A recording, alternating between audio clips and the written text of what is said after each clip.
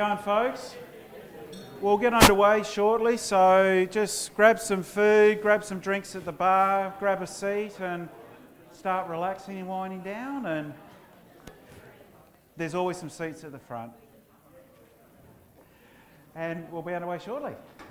Look, the bar is open through the night anyway, so feel free to get up and have a drink any time, so you don't have to get a plate of 5 drinks to get through the night, so just relax, we'll be underway shortly.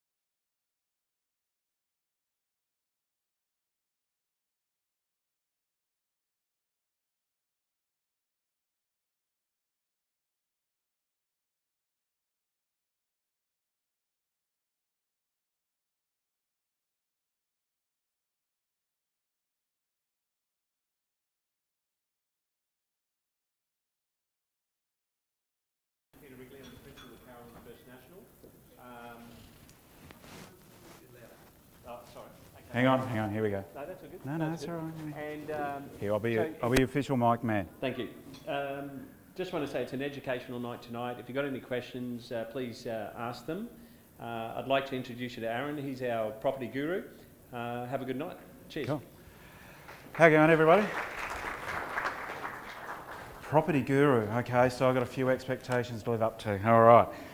Hang on, I'll plug that one back on there. Okay. All right, we're off and running. Welcome, everybody. I'm Aaron. I'll be your presenter tonight. Make sure... Yes, cool. Tonight, as Petty was saying, is an education night. And I think it's important for everybody in the room to understand that when you're getting a talk like this, you're getting it from someone that's actually done some property in their life. I've been in the industry for 29 years now. I've owned building companies, development companies, steel framing companies, property management companies. Over the past years, I've been lucky and privileged to help thousands and thousands of people do their property goals. So what I'm going to try and do tonight is get my mic right, there we go, and pass on as much information as I possibly can in the next 4.5 hours. No, just kidding. Only 3.5, all right?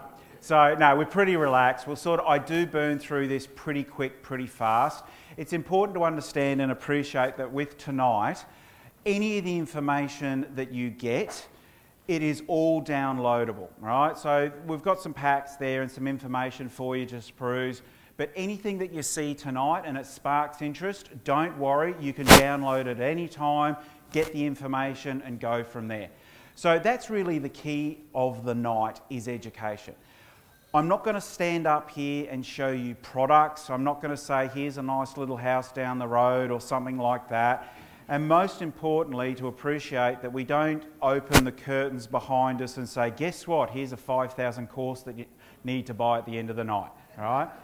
Purely and simply, I'm just here to help you guys. All the team at Carolans have put the night on for you to help you understand the fundamentals of properties and how they work. So that's really my job here tonight, is just sort of give you processes, understandings, and steps to follow to be successful in property, no matter what you're doing, whether it's a home, an investment, and sort of move through it. The key to all of this is confidence, and that comes from knowledge.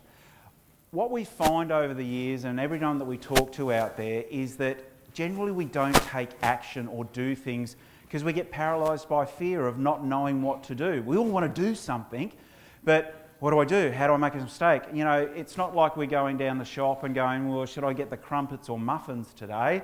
You know, if you're going to go out there and spend $200, $300, $400, $500, $1 million on properties, you want to make sure that you're making the right steps. So that's really fundamental. The key is getting the processes, getting the steps, getting all those sorts of things tonight.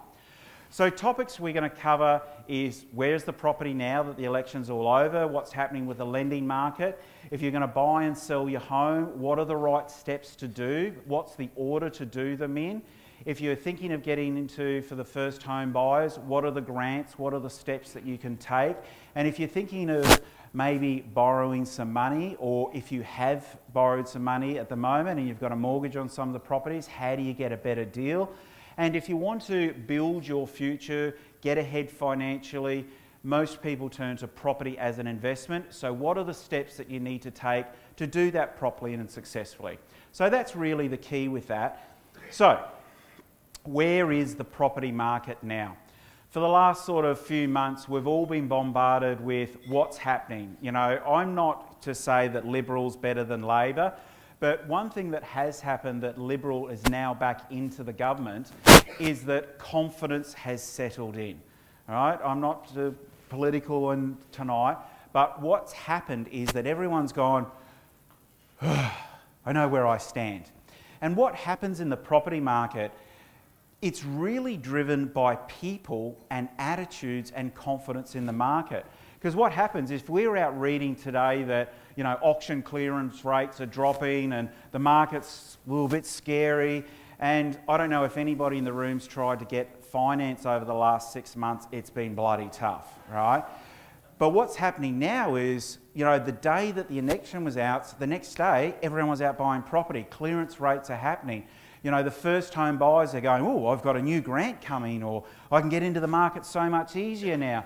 So there has been a flood of activity. And what happens then is everybody else starts reading things going, oh, people are out buying property, things are going again. I better go out there. So, you know, last week the clearance rates are 60%, and then everybody sees it, and then all of a sudden next week it's 65%, and oh, gee whiz, I better get going. The same thing happens reverse, and that's what was happening pre-election, is this whole debate about negative gearing, capital gains tax, what's going to happen in the property market, are they going to take finance brokers away and really destroy your ability to get good loans and finance out there? But what happens then? Everybody's going, what's going to happen? What's going to happen? Fear sets in, so clearance rates drops, everything stops. It's almost a self-fulfilling prophecy when it comes to property. And that's generally how it happens, is more of a sheep or herd mentality through the overall market. But what the secret is here tonight is to how to anticipate the markets. They're always going up and down in different sections, but if you've got the knowledge, you've got the information, and you know how to act on the tools with confidence and power, you can really take action. So that's what's happening in the market now. We're all comfortable, we're all relaxed, we know nothing's really serious changing, so we can just go out there and get on with our business. Same things happen with finance. I've been working with banks and lenders for a long time now. For about 10 years, I actually used to do all these sorts of property seminars inside the banks themselves. So I used to cover right across Australia and New Zealand. I'd stand in Westpac, NAB, all their corporate centres and educate the banking clients in how finance works. And at one point, I was literally doing 15 seminars a week for all the banks in Australia and New Zealand right across the case, and it was a busy time. And what I learned out of that is that while one bank's got their tap turned on, the other one's got it turned a little bit off, and the other one's got it full stream ahead. So there's so much variance. So we're going to cover finance tonight, but the real big shift has what's happened with APRA, which is basically the governing body that deals with banks, right? What happens when you go out and try to get a loan, and let's say the interest rate is, 4%, they don't go and then say, look, if we give you a mortgage at 4%, can you pay it back at 4%? What's been going on behind the scenes is they've been assessing you at 7, 8, 9%, all right? So when you're trying to get a loan, you go, hang on, I can pay 4 or 5% back, no problems, I've got heaps. But the banks are going, no, we've got to make sure that you can pay 7, 8, 9%. So a couple of weeks ago, that has all changed. So once they've lifted that up, the ability to get loans and finance has dramatically shifted just in the last few weeks alone. So the reality is that the property market and the lending market is really on the move now. Now, there are definitely different places in Australia that are running at different property cycles, which we'll cover. But ultimately, the general reaction has been, let's go. And what that does is that pent-up demand. They're all out there in the market going, actively looking. The investors now know that they can negatively gear property again, and I'll explain what that means, because the biggest misconception in property investment is that negative gearing means negative cash flow. It's the worst terminology there is, and that's not the case most of the time, so I'll cover that. So the investors are out full strength. The first home buyers are out there going, well, we're off and running now, and the owner-occupiers have got the confidence, and now they've also got the financial ability to go out there and make some decisions. So, if it's all happening, and it's all bundling along, and it's all exciting, the market's hot, the lenders are willing to give you money, what is the next step?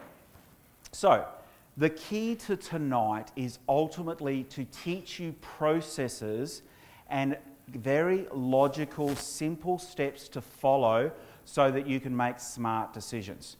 So there's really 4 simple steps.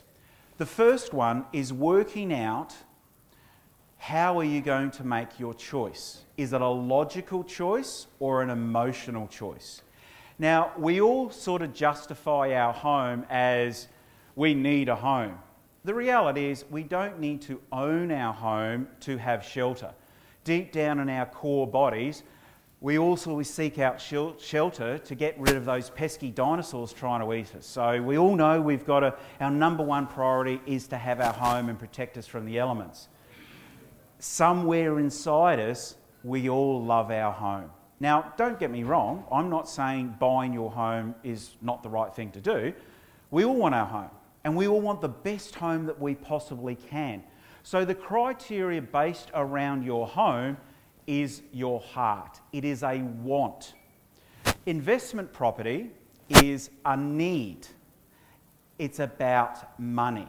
So when you start making choices around your property portfolios, home or investments, you start triggering your head or your heart as to how you make those choices and how does it affect the rest of your life.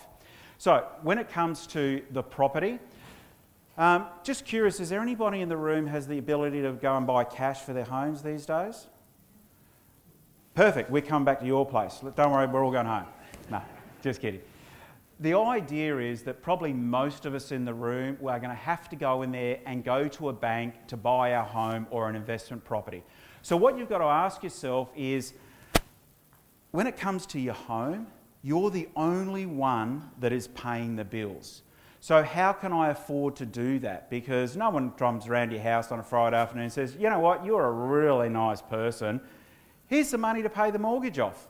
Wouldn't that be nice? So how is that money going to actually come out of your pocket? Can you afford that warm, fuzzy feeling, right? Because we're all driven, we all want our home, it's all ingrained in us. And what you've got to ask yourself with the next step when it comes to borrowing and cash flow is, if I'm going to have the dream home and I'm wonderful and I'm fuzzy and it's great, how will it affect all these other things in our life? You know, if you've bought the beautiful home and you've extended your borrowing capacity to the utmost, can you still put food on the table at the end of the nights? Can you still put the kids' shoes on? Can you still maintain that quality of life? So it's a balance there. Now, with investing in property, when it comes to borrowing, you still go through the same process with lenders. The question really comes back to is, if I buy this property, is it going to cost me money out of my pocket each week? Or is it going to be neutral? Or in a lot of cases, if you do the right research on properties, they're actually cash flow positive. So you've actually got more money at the end of the day to help you with your home or your food bills and things like that. Then the other question you raise is, if you've done your budget, and we'll talk about budgets later, and you find that you're spending $20 or $30 a week on apps or coffees or lattes or, I don't know, a NetStream account, whatever it may be, could you put that $10, $20 or $30 towards investing in property, which will ultimately give you a much better quality of life? So it's about balancing money versus needs, wants, but ultimately you've got to make sure that you've got the money. The next one is choosing. This is so funny because so many people get their steps wrong. They're out shopping for their investment properties or their homes and they're going, oh, what do I want, what do I want? Before they've even found out what they can spend or cash flow. So get those two steps right. Make sure that you've done your finance and your budgeting first and then come out and work out what you want. Now the choices are very, very easy and simple. When it's your home, what do you love? What will make you warm and fuzzy?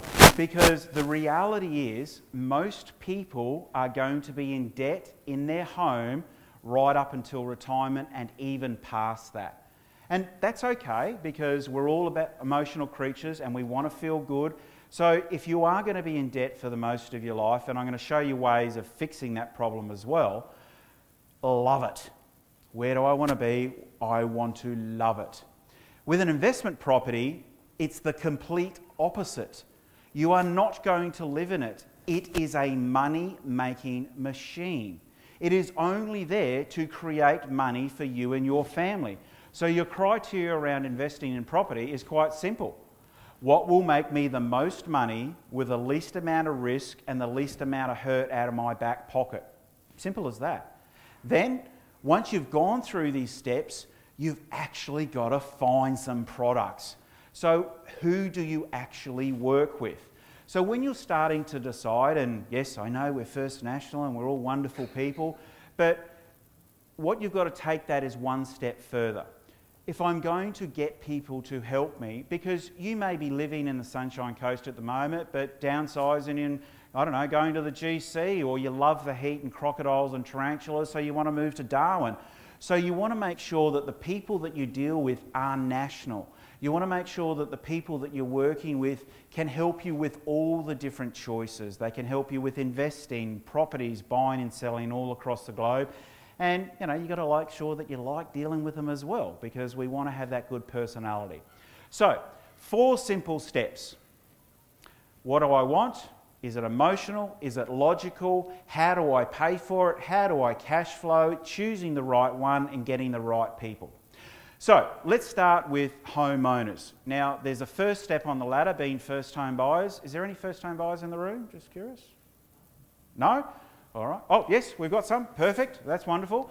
So, first home buyers. The first step to understand that is, how do I get into the market? What can I afford into the market? Is it the right choices? And is buying a home first actually the right choice?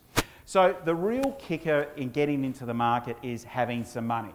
So we still have the first homeowners grant out there. So what that does, it gives you the ability to give you a deposit and then help you get into the market. Because when you are first sort of entering into the market, you need some skin in the game. So the first homeowners grant is going to help you with that. The next one is paying for the stamp duty. because we're all lucky enough to have the privilege of every time that we buy a property, we get to pay the government a stamp duty, right? So, as a first homeowner though, you actually get a stamp duty concession where you don't have to pay for it. Now, the big news that's come out of the election is the first homeowners deposit scheme. A lot of people are confusing this as to a grant. It's not.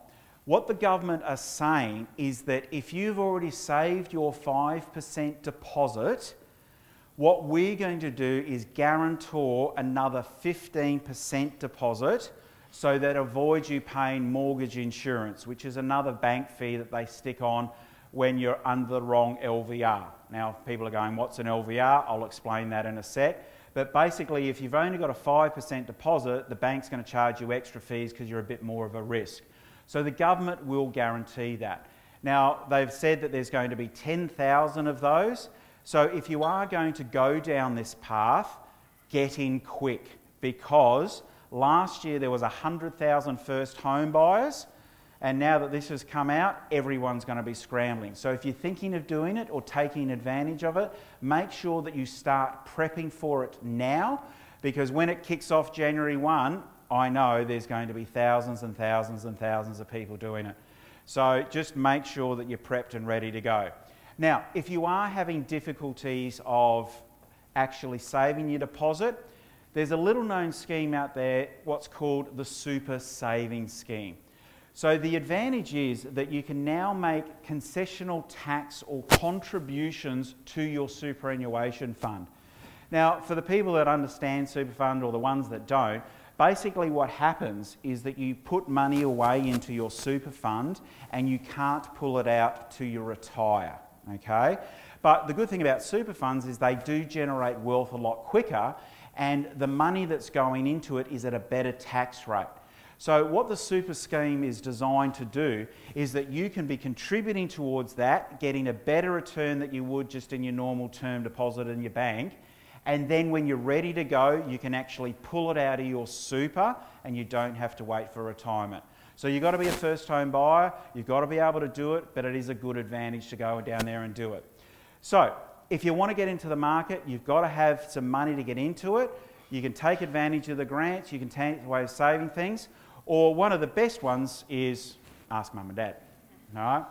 Now, for the mum and dads in the room, if you are thinking of helping your kids into a deposit for a home, a lot of times we get confused thinking that you've actually got to pull the cash out. If you've got equity in your property already, you can do what's called a parental guarantor. So you don't have to give them any cash. You're just helping them with an equity level to get them into the market. And once that property has reached a certain percentage or an equity level just by itself, then you can release the security of the property and you're off and running. All right? So if you are out there, if you've got kids and all those sorts of things and you do want to help them and you are trying to get into the property market and you've got some property, don't feel that you necessarily need to pull the cash out to do it. It's another way of going about it. Now, if you are thinking of getting your first home, or there's people out there that are just sort of transitioning, probably the big question you should ask yourself is, buying your first home the right move, or should you buy an investment property first? Now, I've heard it once, I've heard it a million times, rent money's dead money, you should get into the property market. And I agree with that 100%. But what happens, and I know this from experience, so many people, as you're saying, go through life in debt. But if you actually change your focus sometimes and go, yes, I'm definitely getting in the property market, because you know what? The home that I'm thinking of buying now, or I can actually afford to buy, isn't my dream home anyway. And in some cases, it might be even worse than you're renting or living at home. But if you go down the path of investing first, you can change the dynamics. And look, I was one of those guys. I finished school, I was 16 years old, and I worked my butt off from 16 to 18 years because I knew the day that I turned 18 I could sign a contract and buy a home. And that's what I did. I didn't do anything other than work my ass off and save. But what happened was, when I turned 18, because from 16 to 18, I actually used to work for MLC. And it was my job to go around the country and talk to all the government employees about their superannuation and saving for their retirement. And that was hilarious, seeing a 16-year-old spotted kid talking to people about their superannuation, that's for sure. But then at 18, I discovered how property investment worked. And I went, you mean I can buy property, other people pay for it, and I can keep buying more and get the money back whenever I want, and I don't have to wait till retirement? So I took the path of doing that when I was younger, and I was lucky enough to be in the property market for a few years, and by the time I was actually 23, I was able to buy my home for cash. All right? So what you understand is that property is always good, but sometimes making the right financial decisions can set you up even further if you go down the path. So, if you are going to buy a home, make sure you love it, okay? So this is the criteria, love it. But before you start shopping, get your processes right. So make sure that you sit down and do a budget. Make sure you sit there and go, okay, I'm spending that much on my car, that much on my food, that much on my electricity. That's how much over I can actually afford to own my home. And then, before you do anything, go and see a finance broker, right? And we'll talk more about finance to make sure you know what you're spending first. Because what that does, if you know what you can afford, you know what your actual buying power is, you can walk in with confidence. So if you're out here and you're looking in the homes in the local Sunshine area, what you can go and see the team at Carolans and say, righto guys, I'm here, I'm ready to take action. And when you go out into homes, you're in a much stronger position from a negotiation point of view. So you can tell, Peter and his team, right, I want that home, you make that happen, I got money ready to go, let's do it. And then you'll take more control, you get better ability, and you'll be able to buy your home so much better. So having yourself prepped is the best way of getting the better home at the best price. Then start the list, right? What do I actually want to live in? What's my suburb? Now, that may be either or in your priority list. For a long time, all I cared about is making sure I looked at the water. I couldn't care if I had a rundown one-bedroom unit. I just wanted to look at the water. Now I'm married and I've got two beautiful young kids. What I care about now is having enough bedrooms and nannies and spaces and all the playgrounds to play around. So the location didn't seem so much of a priority. So sometimes it's the location, sometimes it's the dwelling that's more important to you. So work on those sorts of things. What do I want in it? Does it have to be north facing or south facing? Do I want the view? Do I want the breeze? Do I want the kitchen to be the number one priority? Is it the land size?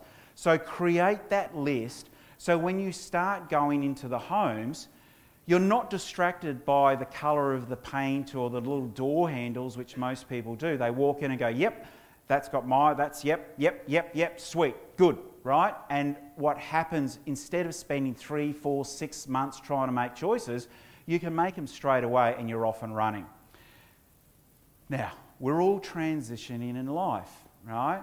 So what you've got to ask yourself is this home going to make my future self happy? So, are you getting married? Are you getting divorced? You've got kids coming on, like me. I've got a 3-week-old and a 18-month-old, 2 in September.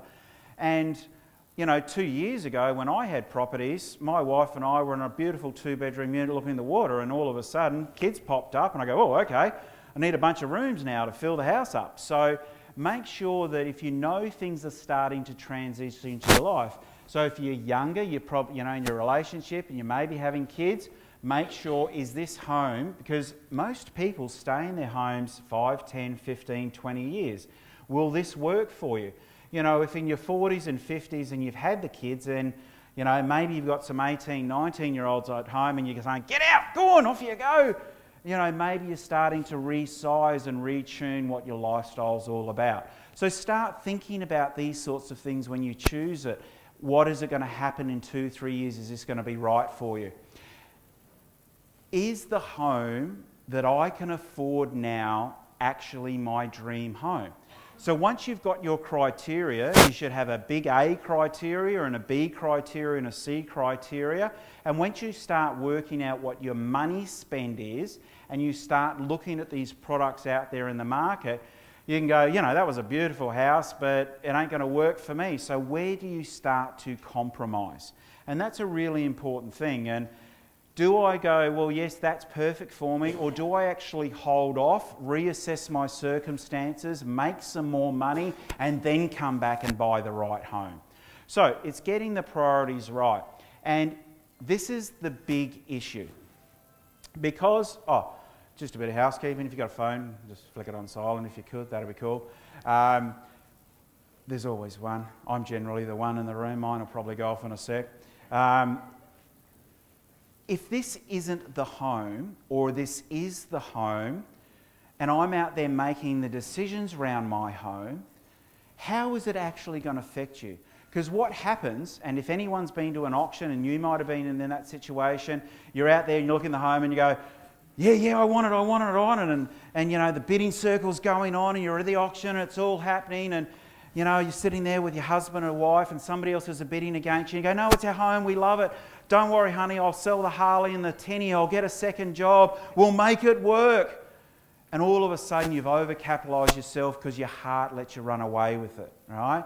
And then once you've let your heart run away with it and you're sitting there and you know, that was the best decision you've made the day that you bought it, and then move into it, and then 6 months later you're going, gee whiz, this shower's a little bit tiny, and oh, that doesn't quite work for when the shine starts to wear off, especially when you're going, should we go on a holiday this year? No. And you get that phone call going, oh, gee whiz, you're running a little bit late on some of those payments. Yeah, and I had that mortgage payments. Mummy, Daddy, I need some new shoes for school. Sorry, you've got to make them work. So when you're going down this emotional road, it's all wonderful, it's great, but try and make sure that you rein it back in with some useful steps of, how is it going to affect me? Is it going to work? And I'm going to be able to manage my life? Am I going to make smart decisions? Can I change my life around it? So the home is all about one thing, your heart, what makes you feel good. And that's great. So make sure you know what you want, what you love, what's good, and make sure with your head then, these are smart choices and how to go about doing it. Now, any of these sorts of steps, and tonight, because I'm sort of running a bit of an overview of sort of an hour long tonight, First National's been able to provide you with all the good guides, all the good steps, and you can download them at any time. So all this information, just click on the links, download it, and you're off and running. Now, money. How do we get money? How do banks work? This is a real important question. How banks assess what they're going to give you, if they're going to give it to you, is based on a simple thing, a lending criteria. Now they break it up in two different ways. One's called loan to value ratio, or LVR we commonly call it, and the other one is debt servicing ratio, or DSR. So LVR, how does it work? Fundamentally, you need some skin in the game first time out of the gate. It is often a misconception that you need that 20% deposit to get into the game. No, you don't. There's still banks and lenders out there that are happy to get you in as little as 5%. And if you are actually buying a property, you can borrow against it, which I'll cover. But if you've bought a property at $500,000 and you've put your 20% in, you're at an 80% LVR.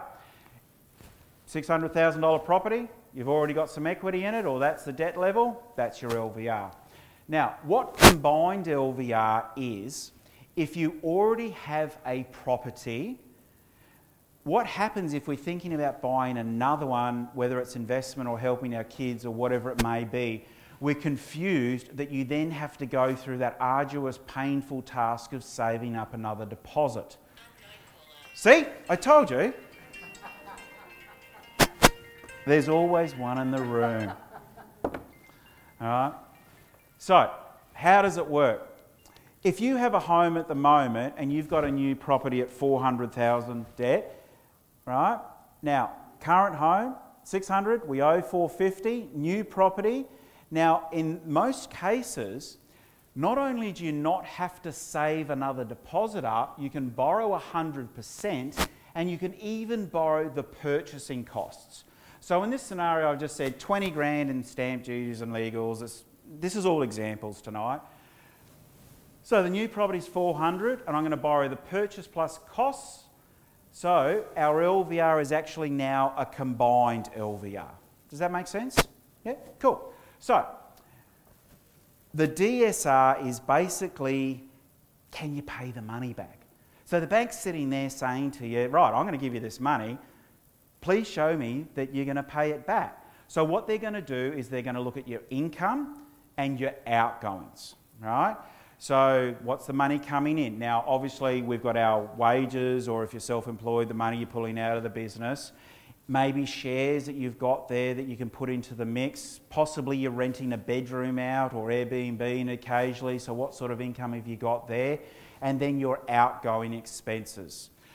Your mortgage, your rates, your car loans, your credit cards. Does anybody know the biggest thing that's going to stop you getting a loan? No? Car? Credit cards? Your wife? Kids. Right? Kids cost you $20,000 a year. So if you're going for a loan and you've got a 17-year-old home, make sure he moves out and lives with the kids somewhere else, right? Then get the loan and come back, right? So what they're going to look at it. But the interesting thing is too now, probably up until about 6 months ago, when you went for a loan application, they just said, give me the financials. Now they're looking into your bank statements and saying, how much did you spend on Uber Eats last week? All right, how many apps have you downloaded? What are you watching on Foxtel this week? Right? They go into that sort of detail now.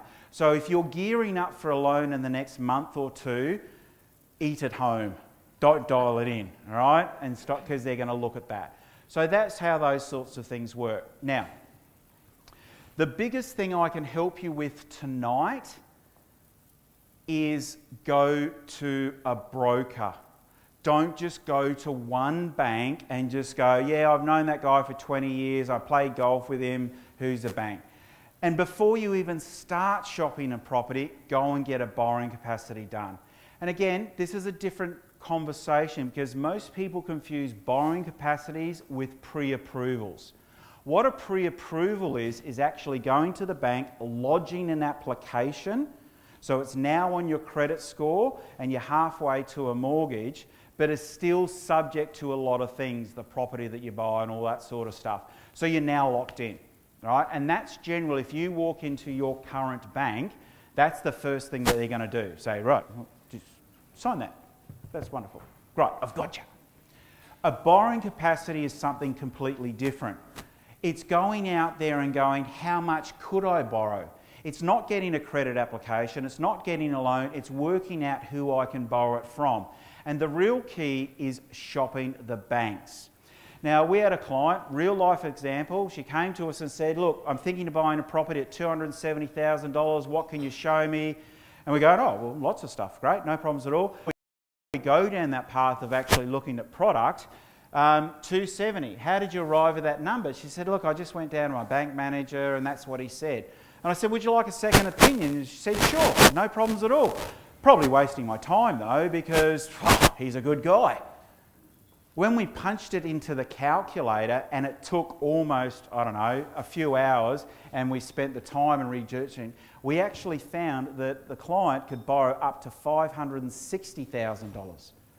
That's a $270,000 difference between lenders. Now that was the difference of buying an average home or a good one, or maybe one investment property or even two investment properties, okay? So what you've got to do is make sure that you shop them.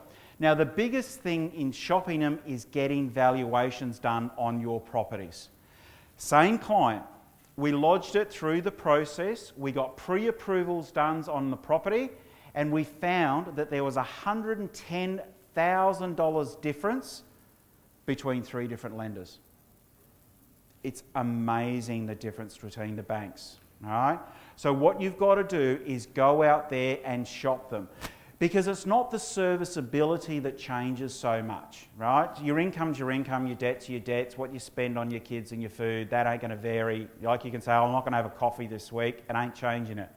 The real difference that changes it, yes ma'am?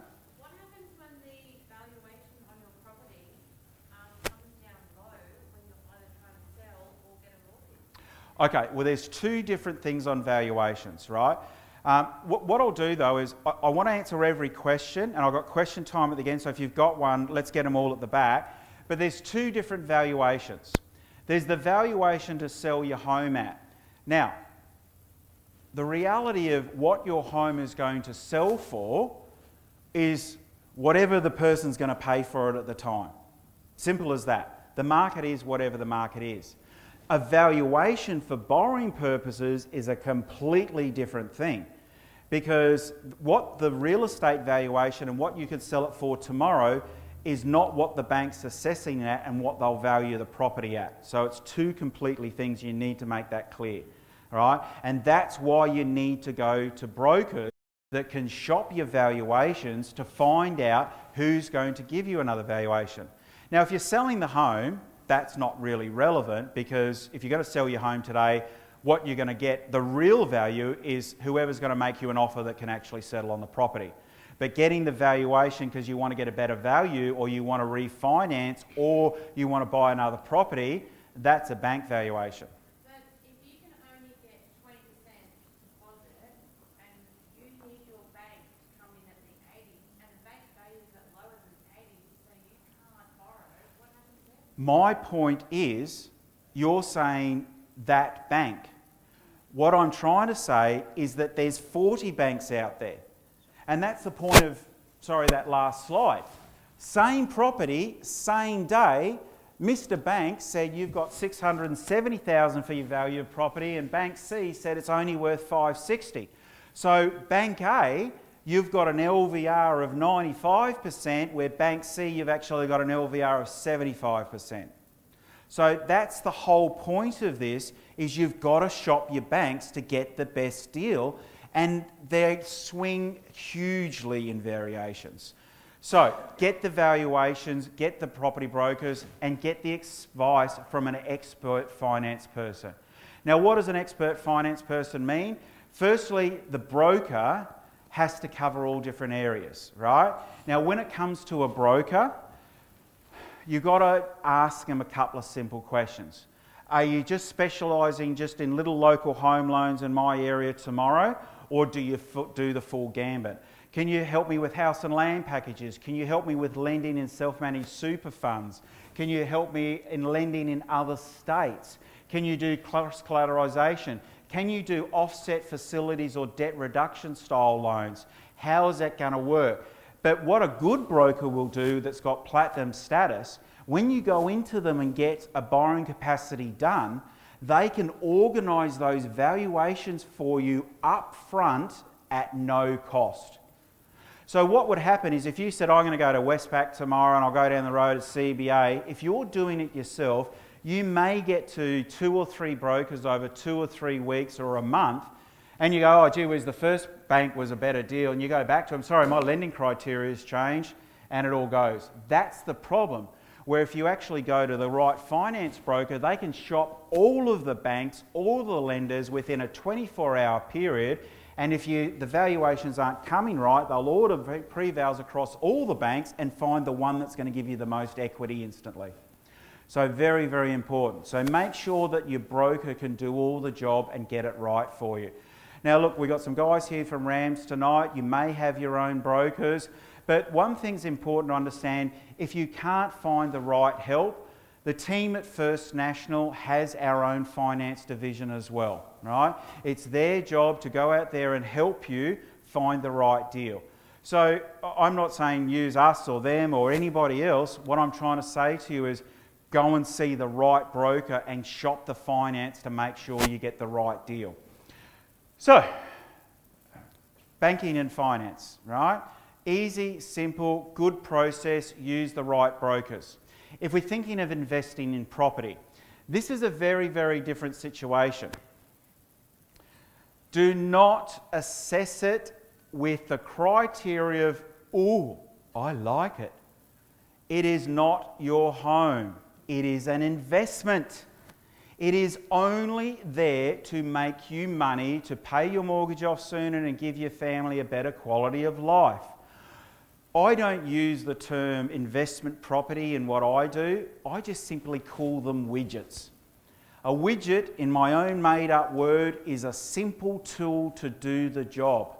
I don't care what the tool is, I just want the job to be done. I care about the result, not the physical thing that does it.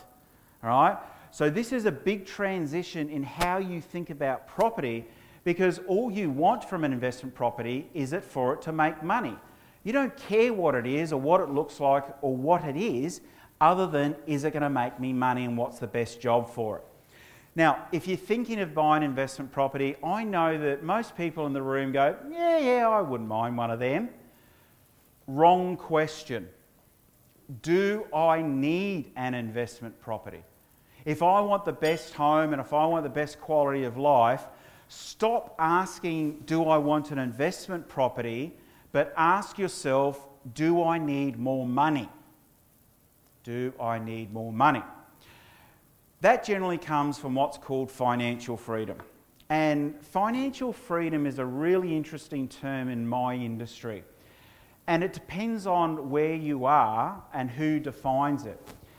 When I used to do seminars all around the places, and I've done stuff in America, the Americans are really funny creatures because they love all that rah-rah. You know, I'd go out on stage and go, all right, people, who wants a car, who wants a Porsche, who wants a boat? Yeah! And they'd go, me! Me!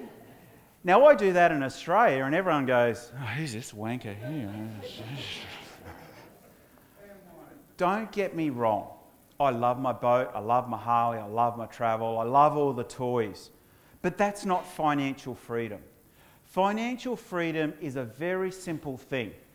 How long can you maintain your quality of life if and when the income stops? Very easy litmus test. Go home tonight, tomorrow, over the weekend. What does it cost me to live?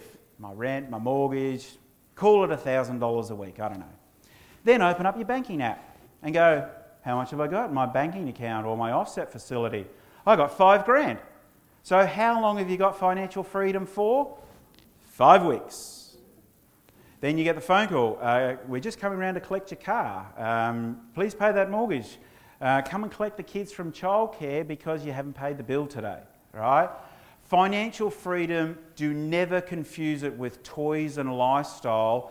It's going, I can keep my house, I can keep food on the table, I can keep living the bills. That's financial freedom. Now, here's a bit of a boring, interesting statistic. We're probably close to 100 people in the room tonight, maybe 70, 80 people. According to the Australian Bureau of Statistics, by the time we reach retirement age, 62 of the people here tonight should stay to the end of the night. 29 of you, it's okay to leave because you won't have any more financial problems, right? 3 are going to keep working, but 1 of you is going to be the wealthy one. Who wanted to be the wealthy one? Right, bang. Done. Sorry, guys. Okay, now you're wealthy, right? You're sitting there at retirement and you've got money coming in through all your investments and each week you get a check. So you're wealthy. What do you reckon's the number on the check? Every week? Yeah. Maybe $2,000. 2,000? Okay. In your own minds, what do you think's the right number? Because according to Australian Bureau of Statistics, it's $800 a week. That's what a wealthy person is in Australia if you're more than $800 a week.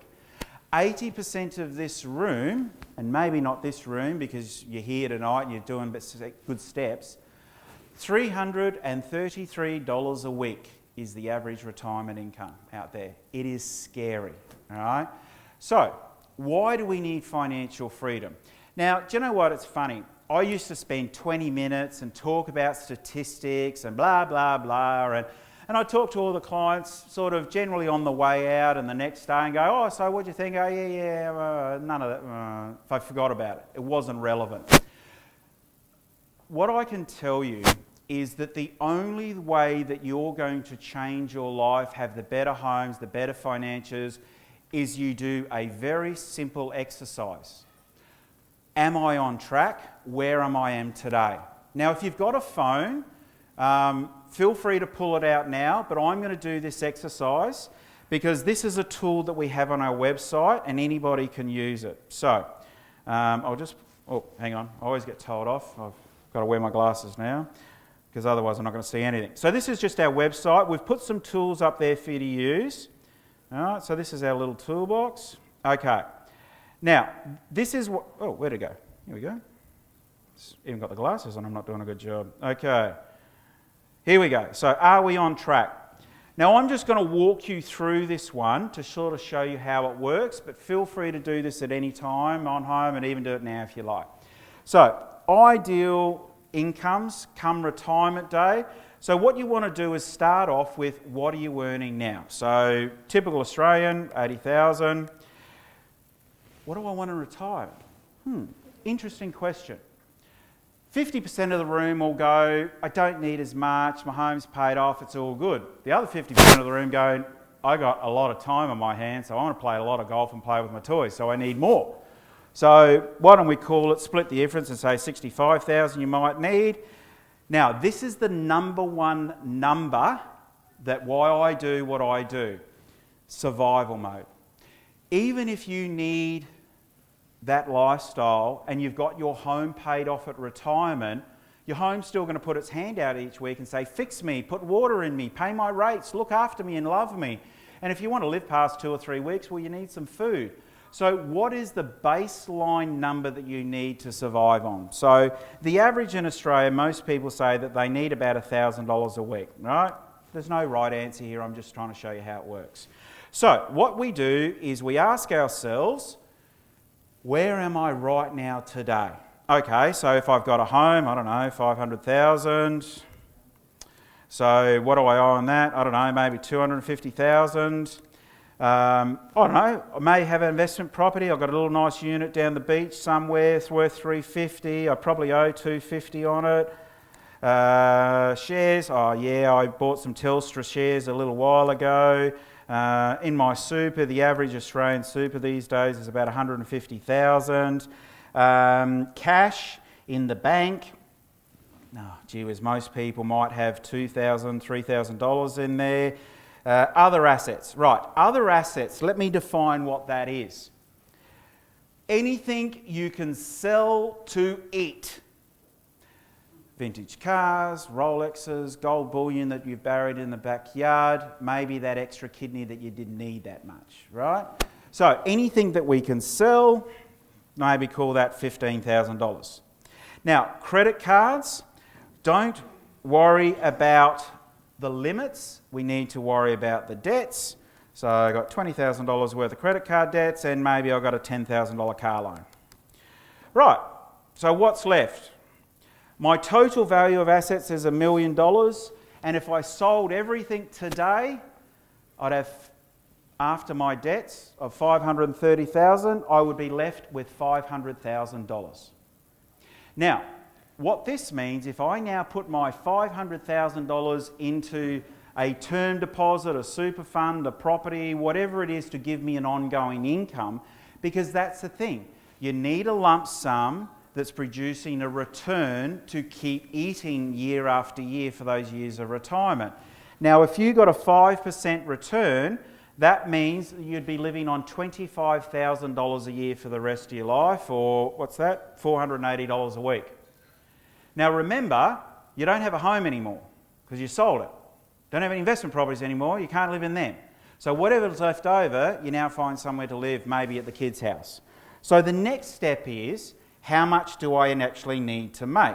So, if my ideal retirement income is $65,000, you would need $1.3 million in a lump sum, and that's where your return varies.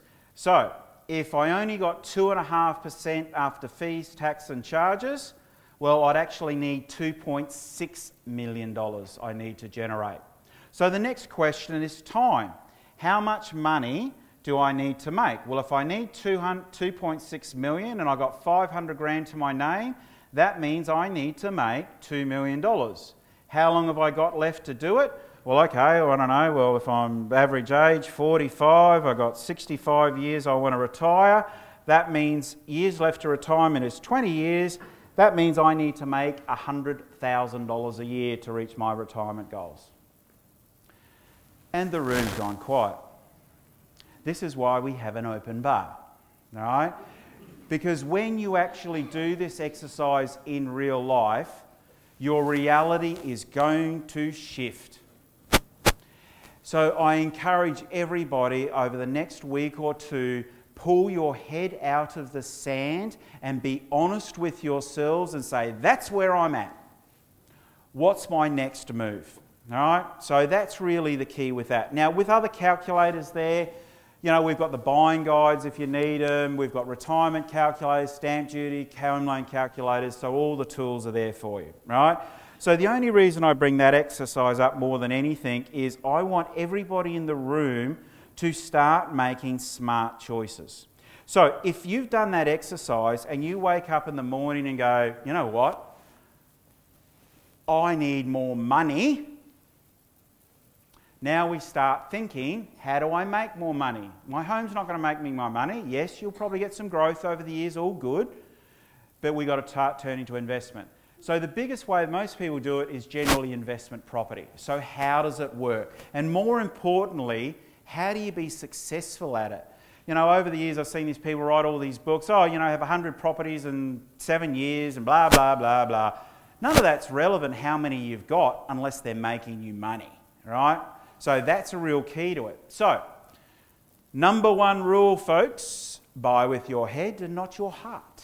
So if you're a couple, right, husband, wife or partner, and you're out shopping for your investment property and one of the partners says, oh, this is a really investment property, I'd really like to live here and I love it, the other partner is allowed to slap them. Because your only criteria is, will this make us money? I don't care whether I like it or not, will it make me money? So when you start doing this, what you're trying to do is select the best property for investment, not the one that you want or love the most, right?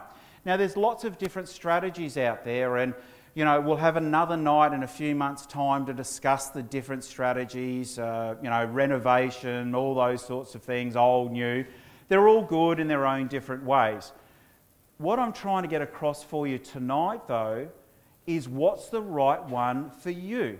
Now yours is going to be a different one, yours is going to be a different one, and yours is going to be a different one because you're all at a different age, you're all at a different income, and you all have different levels of money that you want or need. So what you've got to do is forget what the person did beside you, forget the person that your brother did, what's the right one for me? So let's deal with the basics of how property works. Now, the biggest hurdle most people have is actually going out and even thinking about it because what they're going is, my home cost me a bloody lot and I can't afford another one of those. What they fail to forget or understand is that with an investment property, other people are paying the bills, where in your home, it's just you. Now, we all know that there's the tenant, yeah, that's pretty obvious, but the tax component is actually a bit more complex, but it's actually really easy. And this is this whole negative gearing thing. If you buy an investment property, you're entitled to tax deductions, and I'll explain how they work in a sec. But there's two different types. The first one is your cash, which is basically the money that you've got to pull out of your pocket to service it. So the mortgage, your rates, your insurance, your property management costs. Now, a lot of times people go, yeah, I don't need to worry about maintenance because it's deductible. True, but you've got to spend it first. So an investment property with a lot of maintenance isn't a good thing, even though it is deductible. Now, the good deduction is what's known as depreciation. As things get older, you get to write a percentage of them off, right? So you've got the construction cost. So that's the house, the roof, the bricks, the tiles, the physical structure. And then you've got your fixtures and fittings, and if there's any Kiwis in the room, a chattel, right? Carpets, drapes, light fittings, doorknobs, right? They all depreciate at different rates over different times.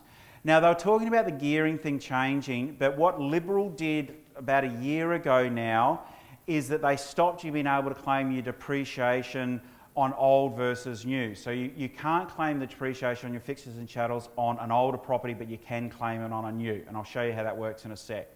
So how does it mean from a cash flow? If you're on a current income, you're paying tax. If you buy an investment property, that rental income will increase your taxable income. and at the same time those tax deductions will bring it down. Now this is where positive gearing, negative gearing, people get confused. If your property is cash flow positive and the deductions are less than the rents that are coming in, the income, you've got a greater income, which means you're going to end up paying more tax. So that's actually going to hurt you.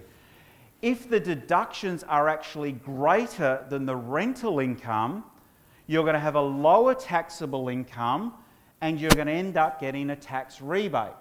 So mathematically, let's say you're on 100 grand a year and you're paying whatever you are in tax, right? You buy your investment property and the rent, call it 20 grand. So you've now got a taxable income of 120. Let's say you've got $40,000 worth of tax deductions. So you're still earning 100, but now you're only paying tax on 80. So now you actually get a rebate, which you put towards helping you fund your bills. Now this is actually where it gets quite exciting because the system keeps following the same path. So if I've bought investment property 1 and I've got 100 grand income, but now I'm only paying tax on 80, I buy investment property number 2, I'm not starting at 100 grand, so I'm starting at 80 plus the 20 minus the 40, now I'm only paying tax on 60. Investment property number 3, now I'm paying tax on 40, and before you know it, if you keep it going, you have a zero taxable income. And every dollar that now you're paying in tax is actually going to build your wealth. So it's a very, very powerful tool to utilise. Now, if you are getting a tax rebate, most people wait to the end of the year. And the drawback with that is the fact that you struggle throughout the year and you're going, oh, $100, $100, I can't go to the movies, can't buy shoes. And at the end of the year, you get 5 grand back and you generally blow it, right? Next year, you struggle again. What you can do is claim your tax rebate in advance. So what you do is you get your accountant to go, right, okay, this is the numbers, fantastic. I'm entitled to a $5,200 rebate. Send a letter to the ATO. The ATO that goes, yep, that's cool. We're going to send a letter to your paymaster now instead of saying taking $200 a week tax out of your pay, we're only taking $100. Now you've got a $100 a week pay rise. So it takes the skin or the hurt out of cash flow in your properties. So again, it's a very, very powerful tool. So what's a good return on investment? Interesting question. And hopefully in the next couple of minutes, I'm going to change your perception on that. What do we think is a good percentage return? So if you're going to pull money out of your back pocket and put it into shares, property, I don't know, vintage cars, Bitcoin, whatever you want to call it, what would you consider to be a good return? That's a question. 8%? 10? I feel like I'm at an auction. Come on, guys. What is it? 5 to 10. Would you be happy if you got 50% return? Okay. Now, I know you're all going to sit there in the next question going, yeah, good one, Aaron. Raise your hands if you were happy if you got 100% return on your money. There's not many people in the room. Okay, all right. All right. Now, you're sitting there in your head going, Ponzi scheme, pyramid. Let me show you how it works. We get our assessment criteria wrong. The only criteria of a return on investment is quite simple. How much do you physically pull out of your back pocket and what do you get back? Now, what we're going to do is I'm going to try and make this as simple as I can. Now, does anybody in the audience have $10 in their purse or wallet? And if you don't, you definitely need an investment property. You got one, Pete? Has anyone else got one? Because that's unfair because he owns the business. You got 20? Yeah, okay, come up. Okay. So, this is the reality of investing. This lovely young woman here, who's just reached her 21st birthday, has pulled $20 out of her pocket. Thanks very much. Now, that's most investment strategies, right? What you've got to do, now I'm your banker now, so I'll pull some money out as well. Lucky my wife didn't raise the wallet before I came here tonight. This is how investing works. Hi, hon, I know you're watching at home. I love live streaming. Oh, by the way, all the live streamers, hi. Wave to all the live streamers, folks. There you go. Cool. So, $20 is pulled out of my purse. If you get your $20 back, what did you make? Nothing. Did you lose anything? No. So, not bad. Not good. $20 back. If I got $20 out of my purse, right, and I got $20 back, what was your percentage return? 100%. 100%? Does everybody understand that? Now this is where we get confused. Rates, interest, property management costs, capital gains tax, all of that sort of stuff. So let's say we went out to our investment strategy and I don't know how much have I got there, I don't know, right, that much. And then all those pesky people come along and they go, ooh, we're going to take some of that. Oh, yum, yum, yum, yum, yum, yum, yum, yum, yum, oh, that's gone, thank you very much. But there's your original 20 and you've got $20 back after all your costs. Did it matter what the costs were? No. Are you still happy? Yes. Did you get 100% return? Yes. Wonderful. Thanks very much. Grab a seat. Right. So what that is, get that into your head of what real investing is. So what we're going to do now is show you how property works. There's a couple of different strategies. If you're going out to the bank and you put $1,000 into the bank, you're going to get 5%, 2%, whatever it is, on the money you've contributed. Property, you're getting the growth on the value of your asset, not what it's costing you. That's called leverage and gearing. Now, my favourite one is OPM, other people's money. Now, in a lot of instances, you're going to get most of the money, if not all of it, from the bank.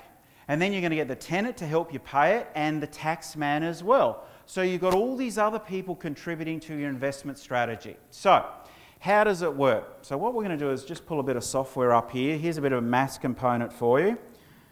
All right, here we go. So, look, just categorically, these are examples here tonight. Just, I'm not saying we're going to buy a $500,000 or $1 million property. It's just to show you the numbers, right? So $500,000. Now, for this example, I'm going to say that you've already got some equity in your property and you're going to leverage off that and borrow everything. So what that means is I've pulled nothing out of my pocket. We didn't have to pull the 20 out. We're borrowing everything. So we've got our costs there, which is, I know that's a hard screen to see, but it's basically stamp duty, legal fees, conveyancing costs. So 20 grand. So we're going to borrow 520. Now, the average capital growth rate in Australia for the last 100 years is 7%, so I'm just going to use as a default, and I'll change it in a sec. I've put an inflation rate in there because your bills are going to go up, your rates are going to go up, your insurances are going to go up, so that's going up as well. Now, in Australia, the average for a $500,000 property is around the 480 mark. Now, some properties get more, some get less. I'm just doing an average. So, we've got $24,500 coming in rent. Steve, we've actually got a finance guy here. Steve, what's the rates at the moment? 3.5, 4s? 4.5? Okay, so why don't I make that, where are we here? Why don't I make that 5%? For some people in the room, you might remember when interest rates were 18, 19s and 20s and 21s, all right? So we're in a good position today. So we've got an interest rate at 5%. Then we're going to pay a property manager. We're going to have letting fees. We're going to have some rates. Now the insurance. The average insurance for a home, because you don't have to worry about someone breaking in and stealing the TV. It's just in case it burns down. You need the household insurance. One insurance that a lot of investors don't know about or never do is what's called landlord protection insurance or rental insurance. It ranges from about $270 to $350, and what that does is protect you in case your tenant trashes your house. Great, free reno. If they break the lease and don't give you any rent, you get all the rent back. So if you've got an investment property, make sure that you've got landlord protection insurance. So that's about $1. So that's about $1,500. So what have we got now? Rental expenses are covered, depreciation we've got there, and we'll put an income there of an average Australian, I don't know, what's an average Australian earn these days? I don't know, we'll call it $80,000. No? So, our costs are $25,000 in interest, 26. Paying the costs like a property manager insurance is 5. So what are we talking there? $32,215. The rent we're getting in there is $25, so we're actually negative $7,000. So what's that on $150 a week, thereabouts? Okay. This is where the gearing or the tax comes into it. So if we're on $80,000 a year, you're going to get $44,000 worth of deductions. So what the deductions are is all your expenses, which is $30,000, plus your depreciation allowance. So I've now got $45,000 worth of deductions, which actually is going to give me a rebate of $77,000 a year. So I'm actually cash flow positive $194 a year. So put no money in and I'm actually cash flow positive. Not a bad deal. So we've already put the interest rate up. The general perception out there of what is the big risk is bad tenants, no growth, or no tenants. So what's the easiest way we can fix not having a tenant in our rental property? Insurance? No, that's going to if things go bad. But how do we actually make sure that someone comes along and rents it? Look after the property. Yes? Get a good property manager. Yes? Good property managers? Rent it to the government? What if you just drop the rent? So if the market rent is $480 a week for your 4-bedroom home in suburb anywhere, what do you think we need to drop it down to actually get it rented? $430? Okay. So what if I smash it down to $400 a week? Have I got a tenant now? Yeah. So we're now negative $2,000 a year, or $42 a week. So now our investment property is going to cost us $42 a week, or $2,000 a year. If you've bought it new, you've got no maintenance, you've dropped the rent, you've got no vacancies, and if you've got landlord protection insurance, now you don't have any problem tenants either. So what's our return on investment? If I put $2,000 in a year, in 10 years' time, what's it cost me? 20 grand? Yeah, or $20 as the case may be. If the capital growth rate averages 7%, the property would be worth $980. You pay the bank the $520 back when you sell it, and you're left with $463,000. So if you invested 20 grand and you got 100% return, what would you have got back? So if you put 20 grand and got $460,000 back, is that more than 100% on your money? Yes, a lot more. So, oh, Aaron, you're not going to get 7%. Okay. What if it goes up just at the same rate of inflation? $670,000. Pay the $520 back. You've still got $150,000. So you bought the wrong property in the wrong area in the wrong site, which I'm going to cover all that in a sec. Would you put 20 grand in to get 150 grand back? Does that start to change your perception on what a really good investment return is? It's got nothing to do what the costs are. It's got nothing to do with the variables of figures. How much did I put in and what do I get back? And that's why investment property is so powerful. All right? So, how do we take this to the next level? Everyone, when I asked the question a couple of seconds ago, would you be happy with 100% on your money? You all laughed at me, didn't you? All went, yeah, good one, Aaron. But you would, right? Would you prefer 152,000 back or the 463,000 back? 460? Geez, I thought that was an easy question, guys. Is anybody out there? Hello? So what are you looking for in an investment property? Capital growth. So many people just get focused on that property's renting for $510 a week, that one's renting for $520 a week, I'm going to take the one at $520 a week. Is $10 a week going to change your life? No. But capital growth will. So when you're looking at properties, cash flow is just allowing you the ability to get capital growth. So what we want to work out now is how do we get some capital growth? All right, so let's start talking about that one. Just one thing Yes. So there's two answers to capital gains tax. 100% correct. Who would be excited to get a $10 million capital gains tax bill? Make sense? Because how much have you made? Lots. Capital gains tax, yes, it hurts, but it only hurts if you're making money. The point of the exercise is to make money. Does that make sense, sir? All right. So, what's capital growth? Ultimately, I don't have time tonight to cover all the different strategies, commercial, developing, all those sorts of things, because most people in the room are probably going to turn to residential. So why does it work? Everybody needs a home, but not everyone can afford to buy one. Now, the reality is when I started in this business, it was like 27% of the population rent. Now it's about 48% of the population have to rent, and they're expected by 2035, 2040, 70% of Australians will have to rent. The biggest business out there is what's called reverse mortgages, right? So, everyone needs a home. So if we're going to choose a dwelling to buy, what do we think's the best dwelling to buy to make the most money? Any thoughts?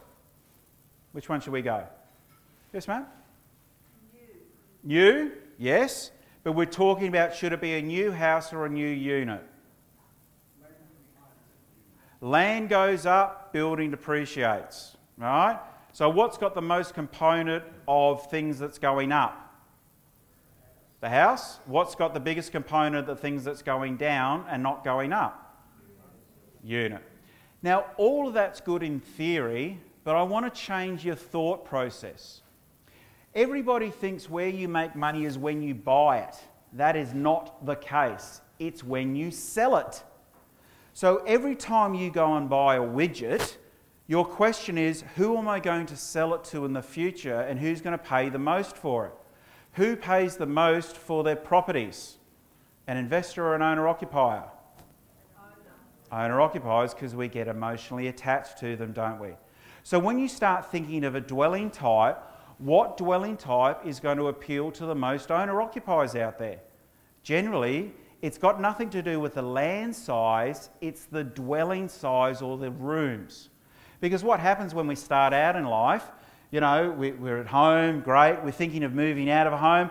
What's our only criteria? Somebody else's couch, so I can go off and leave mum and dad and drink and fornicate and have a great time. We don't care what the property is. Now then, when we start to get a bit more mature and grown up, do you know what we do is we might go and get a 1 or 2 bedroom apartment. Well, that's cool. And you know, if you're a boy out there and you're lucky enough to meet a lovely girl or maybe another boy possibly, what happens then?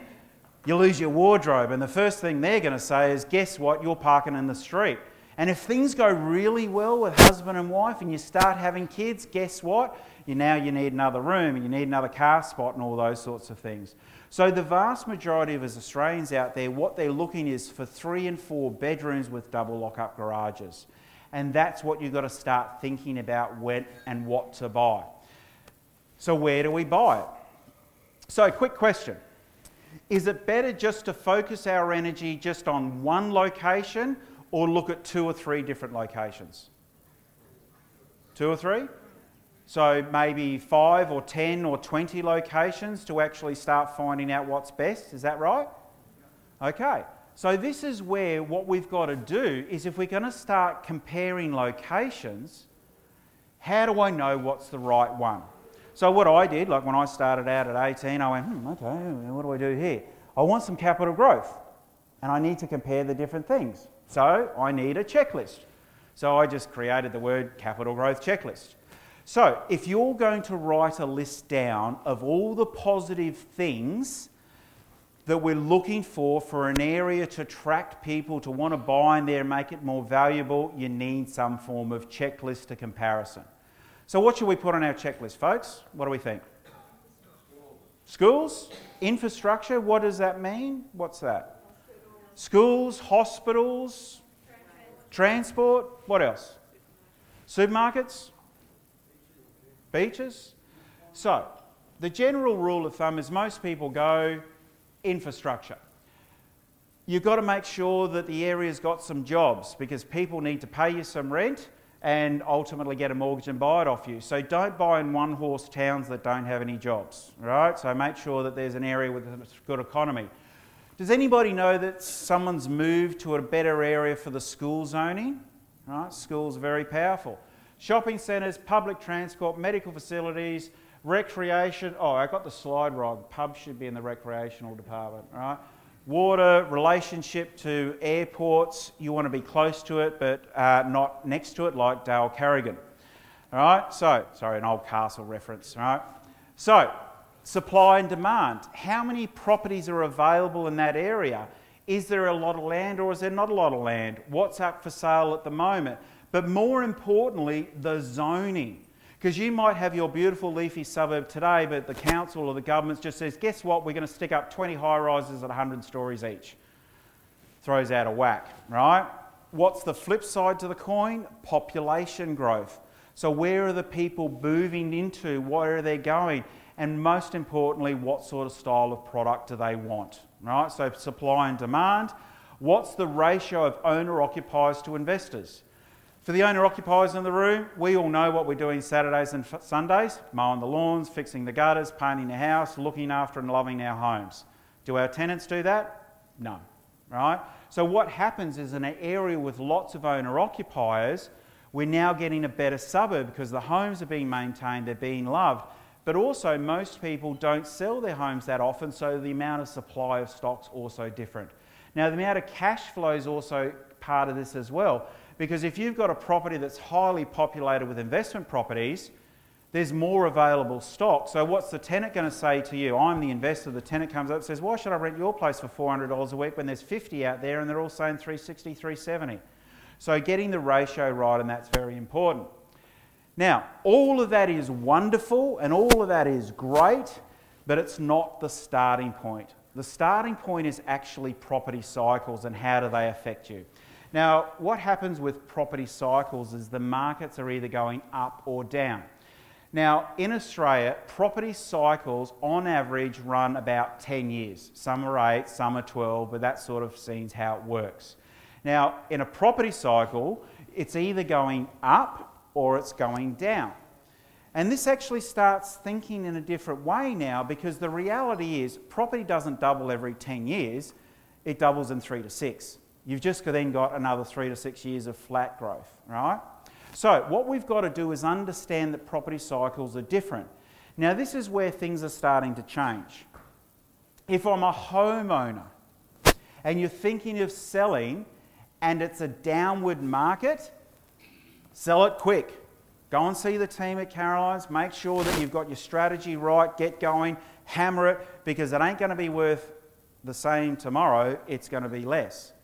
Now, in other ways, if you're in a rising market and you're looking at selling, go and see the team back at Carolans and say, you know what, it's going up. Maybe I do that little bit of extra marketing for you. You know, maybe we do a bit more reach and we'll do some more Facebook ads or press and we'll get some more buyers there because the market is confident it's happening. If I get more buyers in the room, I'm going to get a price and you're going to make more money. Now, when it comes to investing, this is where property cycles are really relevant.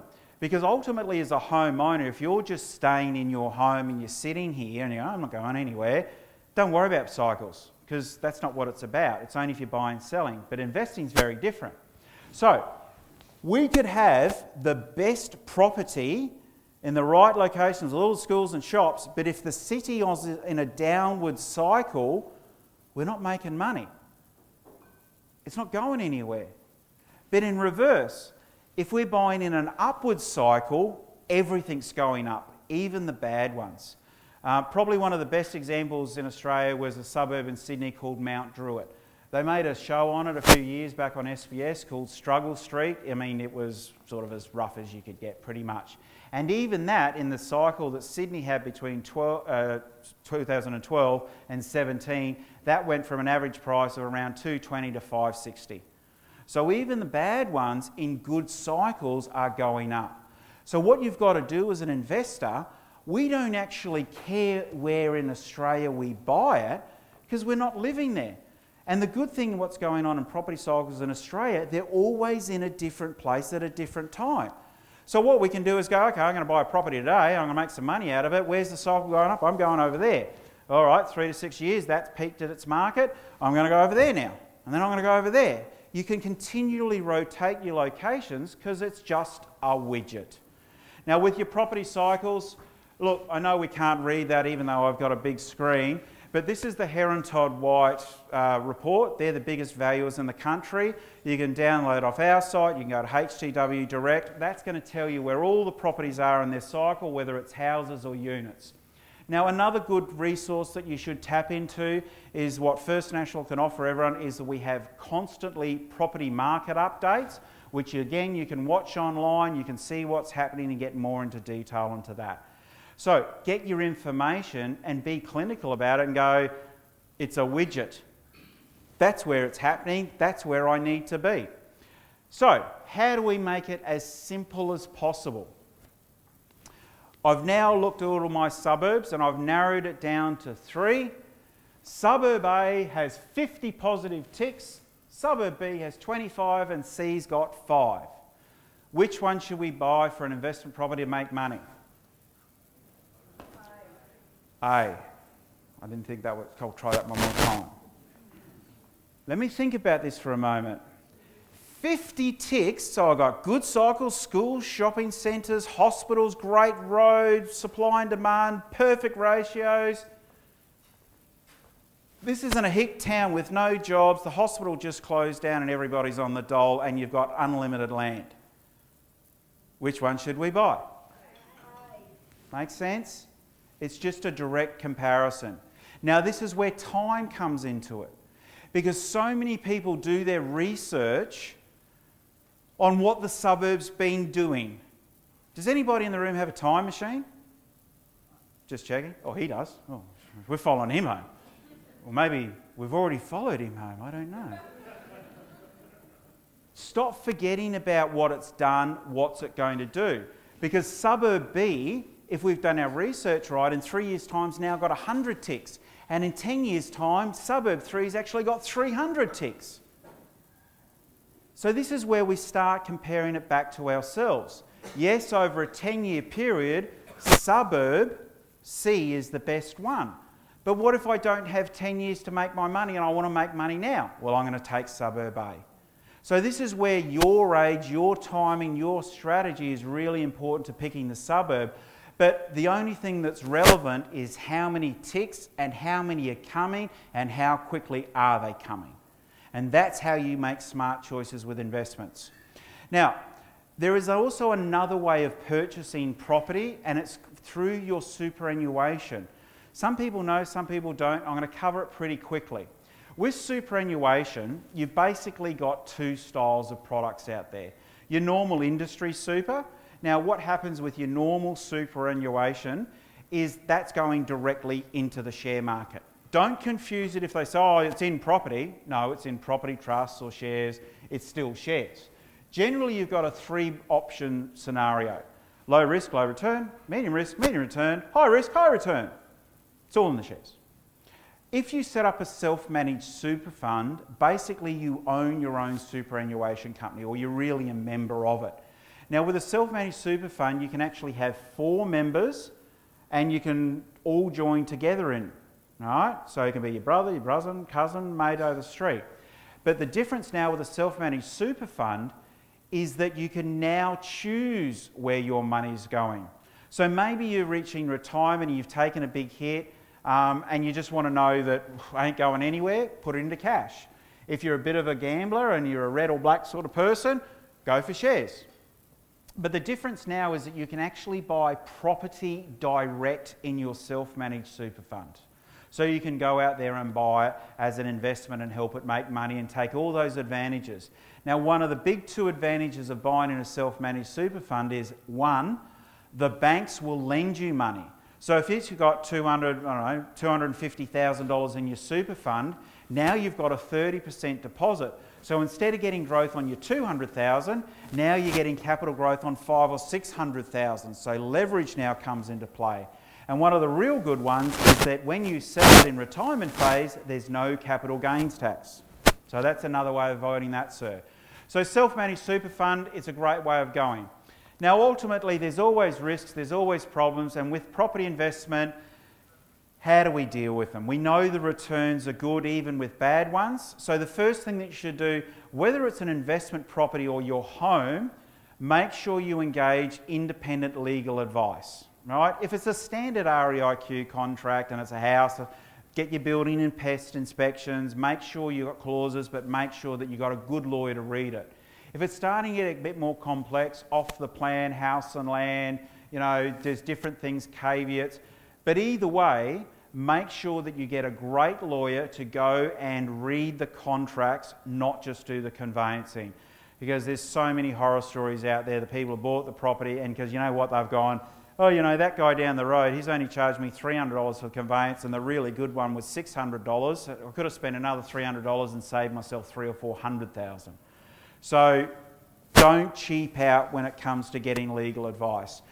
An accountant, that's really relevant to make sure that if you're getting an investment property, they're doing the tax right. And if you're going to get a tax rebate, getting that in advance and they can take care of it. And you also need a quantity surveyor to make sure that you've got as much depreciation, as much tax rebate as you possibly can. Property management. Don't manage it yourself, folks. No. It will be the biggest mistake and the biggest pain that you've ever dealt with, so get professional property managers to do it. Now, there's two ways of making simple assessments of how to do my property management. Download the guy, or talk to Peter and his team, because they're really good at what they do, right? So make sure that you've really got good property management there and they're taking care of it for you. So what are the three problems in reality? A nuclear power plant or a toxic waste dumps built across my home, no capital growth. I can't rent it, can't get mortgages, I've got no tenants, or if I do get a tenant there, they're a bad one. Landlord protection insurance will cover the bad tenant. Doing your market assessment on a lower rate, what's happening in the market, will always make sure you've got a tenant. And if you use a capital growth checklist and focused on logic, processes, research, you will get your capital growth by picking the markets right, buying for owner-occupiers, having infrastructure and getting all those ratios right. So that's how to make smart decisions. Now, why don't people do it? Generally, they think they can't. They get scared. But really the big one that I can tell you eats me up inside is getting talked out of it by other people. So, when you go out of here tonight and you're all buzzing and you go, yeah, property's cool, and you talk to the neighbour over the fence or your brother or your cousin or your mate at the pub or the guy fixing your tyres, and you go, I went to this great night the other night and this guy, he was up on stage and he talked so fast, oh my God, what did he talk about? I can't remember. But property was good and I'm thinking of buying one. Okay. And then they go to you, nah, don't do that, mate. When they do that to you, because most people will, I want you to ask a couple of simple questions. I need some more money, because that's the only reason I'm thinking of investing in property, because I need some more money.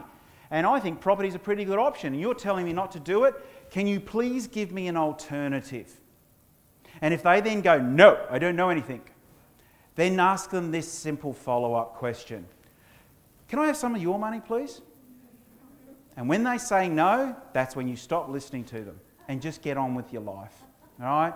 It's your journey, ladies and gentlemen, not other people's. So in summary, what's the best one for you? Yours. Doesn't matter whether it's an owner-occupier, it doesn't matter whether it's investment, it doesn't matter whether it's a combination of both. Get your plan right by starting with a plan and starting with a strategy.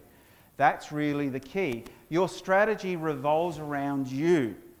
Not your friends, not your cousins, not what anybody else did, what you are doing. What do I need? What's my return? What's my emotional component? What can I go out there and actually achieve, and how does it relate to me? So really that's the point of the night, ladies and gentlemen. We come full circle again. All I want you to walk away with here tonight is a few simple things. It's about me. Not me as the speaker, me as in you guys. Get your planning right, understand what you want to do. Now, through the course of the night, I can see some light bulb moments happening in the audience. And what happens now is we often start asking more questions. Is my home the right thing? Should I not buy my home? Should I buy an investment? Should I actually buy an investment anyway? Because no matter what, I need more money. What do I do next? What are the right process? Now, the next step ultimately is who's going to help me with these questions? Who's going to help me with the journey? Now, you're probably curious who's going to help you out. Well, First National. I'm allowed a small plug at the end of the night, right? Ultimately, with First National, the thing to appreciate with us is that we're not a dinky-die little real estate agency firm that just specialise in an area. We're national. We're all outside of Australia. We're in New Zealand. We're all over the place. 400 offices out there, thousands of people that are not just experts in their industries, they're experts in the field. So it doesn't matter if you need to buy a home in Sydney, Melbourne, if you need an investment property in Darwin or Perth, whatever it may be, First National's got the team to help you. So, do you need some help? Here's a couple of simple questions for you. First one, does anybody want to know what their home's worth? Right? Where am I at today? Are you thinking of maybe buying another home, or are you thinking of selling a home? If you've got a mortgage in the room, would you like to find out, can you get a better deal on that mortgage? Would you actually like to find out, can I buy a property? Can I buy an investment property? Will they give me money? And can I get some more information? Because something in here tonight I want to learn more about. Do I want to get more information from what we've covered in an overview tonight? If you've answered yes, great, we're here to help you. Now, how we do it is quite simple. Because everybody has different strategies, different ideas and what they want to do, whether it's buying, selling, investing, finance, information, what we do is we organise a meeting with our team of First National Assist. Now, what happens in that meeting, it's not that complicated. We just ask you a bunch of questions and you tell us about you guys. What do you want to achieve? Is it buying, selling, whatever it is? Those appointments generally take half an hour, 40 minutes. And from that point on, doesn't matter if it's an hour, that's okay. We're going to know so much more about you. You're going to tell us what you want help with, and from then on, we're going to point you in the right direction. So if it's anything local, you're definitely going to come back to the team at Carolans. If you need something in another state, might be, I don't know, Bendigo, we'll give you the top principal and the top principal at Bendigo.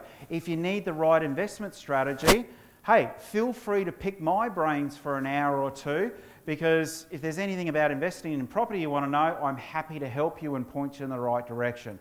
So either way, the idea behind these appointments is to move you past tonight, even if not in the market today, to help you build a strategy and then help you get in touch with the right people. You might ask him, what's it going to cost you? Nothing. The strategy sessions with First National Assist are free. It's completely complimentary and it's a part of the service. Now, First National Assist, we're all over the country. We're doing this for everybody. So the advantage of having an appointment with us is that in that first hour, whatever you haven't learnt tonight, we're going to teach you. And sometimes you might have 2 or 3 strategy sessions with us and it's all free for you. Now, what happens after that, there may be fees and charges, because if you then say, look, I need a property manager, well, obviously you've got to pay a property manager to look after your property. If you're out there buying a home, well, hey, there's no fees and charges for that, because whoever you're buying the home off, they're going to get paid by the vendor. All right? So, yes, in time there may be fees and charges potentially, but that's really what you're doing. But for your first stage, if you've come here tonight and you really want some help and learn some more, have an appointment with First National Assist. Ian, did you do that text for us? Perfect. In your phone, you've got a text. Already done. Now, you're also going to get an email. So, Ian, come up the front for a sec. What Ian's going to do is he's sent you a text and you've got an email, and he sent you a wonderful text saying, would you like some help? I try not to have him too long because he's too good looking. All right? Takes the spotlight off me. All right? So, if you want help, just reply back, yes. And what's going to happen is he's going to touch base with you and he's going to set some appointments and strategy times with you, and you're going to move from there. Now, if you're a bit more savvy, you can click on the email link and go to our login page and make your own appointment automatically, and it's already done for you. All right? Now, when it comes to having these appointments, We're all busy people, yeah? All right? So, does everybody have a mobile phone? Yes. Does everybody have a computer or a tablet somewhere? Yes. So do you know what we do with our appointments these days? Is they're all face-to-face, but they're on the other end of a screen. So what we do is we set up a Zoom meeting, Google, FaceTime, whatever it works for you. Sometimes it's just a 10-minute phone call. But the idea of it, you are seeing us, but we're doing it at your leisure, your comfort, in a time that's doing it. All we say is, you want an appointment? Great, book one and we'll be there on the other side of the screen to help you out. And there's no fees and charges. So that's really about it. Client managers, I covered that. You've got the text, you've got the email, that's all sorted. So what's left? Take some action and do something out of here. Other than that, ladies and gentlemen, I did promise time for questions. So did we have that mic working? So question time, guys. Fire them at me. And this is where everyone goes, I don't want to be the first person to ask a question. Yes, sir. And I'll come back to you. You've made a few offers tonight. Investment assessors advice from First National. The assist. Is there a ABC of the best way to go about before you have the chat that you've just spoken about? No, look, the best thing about the assessment meeting is the fact that everybody's different. You don't know what you don't know yet. You know, look, has everybody learnt something tonight? Imagine what we can do for you one-on-one, and I'm not sitting here with a time limit trying to cover as many topics as I think. So the idea is, don't go, I'll talk to them when I'm ready. Talk to us today so you can get ready. That's the point. You don't need to do any research. That's the key. Yes, ma'am. Question. Yeah, oh, here we go. Just a question, in your opinion, your opinion being Yeah. in the market there, what are 3 areas on the coast that you would see for 10 years of good capital growth? If you could pick 3. Okay. No, look. That is a wonderful question. The answer is the same answer I give to everybody when they say to me, what's the best place to invest in? How much have you got? How long ago did you get a borrowing capacity for? What's your next move? Are you getting married? Are you getting divorced? You've got kids on the way? Do you want to be rich by the next 3 or 4 years or in the 20 years' time? Investment property capital growth. Yeah, no, I'm just... okay. The point that I'm trying to make is I can't answer what's the best property, because what we do is what's the best property for you. What you've got to understand how we work and what we operate, it's very easy if you're going to go out there and get a home, you know you love it and that's good. Capital growth's not relevant. If you want to ask questions about investing in property, the reality is there's so many variables. It's not, oh, that's the best place, or a house over in that suburb's the best thing to buy, because you may want that for 10 years. You might that want for 2 years. You might not be able to cash flow it, but you can. So what I try to say to everybody, don't ever start focusing on widgets until first you know what you can spend on one, what you can cash flow one, and what your overall entry strategy and exit strategy. And once you've answered those questions, and I can tell you, if those are questions you'll want to know, what we do, once we've done those appointments with you within an hour tops, then I can answer very specifically where you need to go and what you need to do, because we know what's right for you. So never will I ever answer a question, what's the best place to buy? The best place to buy is what's best for you. Does that make sense? It does make sense. Quite answer it, but it doesn't make sense. Oh. Yeah. That's right. Okay, sorry. Yes, sir. I've got a couple of properties that are locked in with one bank, Yes. and I was looking at getting something else, like a bank place anyway. Yeah. But I'm feeling like I'm locked in. To get out, I'm going to have to pay a fortune or whatever. I'll go to an investment broker and they said, we can give you this money, but how do I get out of my bank without? Okay. Are they investment properties? No. Right. Are they home? Oh, okay. So, look, the question was that, you know, how do I get out of my current loans? All right. The answer is simple. Go to other banks and find out. Now, sometimes there might be break fees, right? So I know a lot of clients that over the years they've recognised that the property that they've bought isn't a good one, right? They don't want to exit the market, they just want to get out of a bad one into a good one, right? So what you've got to weigh up is, let's say I've got this loan over here with these properties over here, but I want to take that loan over to there, and maybe there's a $10,000 break fee. But if I've shopped my banks right, the valuation on this property over here is 100 grand, but if I take it over to the bank, that's 200 grand. Well, you've still got more equity anyway, and the break fee gets tagged onto the loan, so the reality, it's actually cost you nothing. Now, that's the big thing too. Let's say it did cost you 10 grand and you had to borrow it, all right? Okay, it cost me 10 grand, but you've now got out of your property that you bought at 300 and it's now worth 250, and you got yourself into a property that's gone from 250 now to 500. Would you spend the 10 grand to make 250 grand? Always. Never get scared of fees and charges. What you always want to relate it back to any decision is, what's my return on investment? If I take my money from that bank over there and I go over there, well, I've got a better offset facility, or I've got a better interest rate, or I've got more equity, which will allow me to buy more properties. Does that make sense? I'm a little bit frightened if you go the other way. Sorry? My bank's not very smart. They actually haven't looked at one of my properties properly. If they did, it's probably not worth what they did. Okay. I go back to the first point when I talked about finance. Don't just go back to your bank. Go back to all of them. Don't just go back to your bank because they might go, oh, gee whiz, I got equity, or they valued it 300 last year, but it's really worth 250. Ooh, I don't want to talk to them. Go and talk to all the banks, because there might be a bank out there go, you know what, I haven't lent any money in blah this week. I really want to get into the market. I'm going to take a chance on that. I'm going to give you a better valuation. Other questions? Yes, ma'am. Ian, just... What is beneficial for the owners? Is it interest-only loan or principal and interest? Okay. For an owner-occupier, principal and interest is always the best way to go. For an investment property, fundamentally interest only is the way to go. Because the reason is, on a home, we want to get rid of the debt because that's our home and it's non-deductible debt.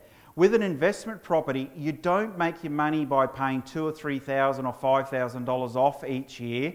Where you make your money is the capital growth, right? And if you convert it to principal and interest versus interest only, well, then it's also going to suck more money out of your cash flow, which may not allow you to buy more or affect your life.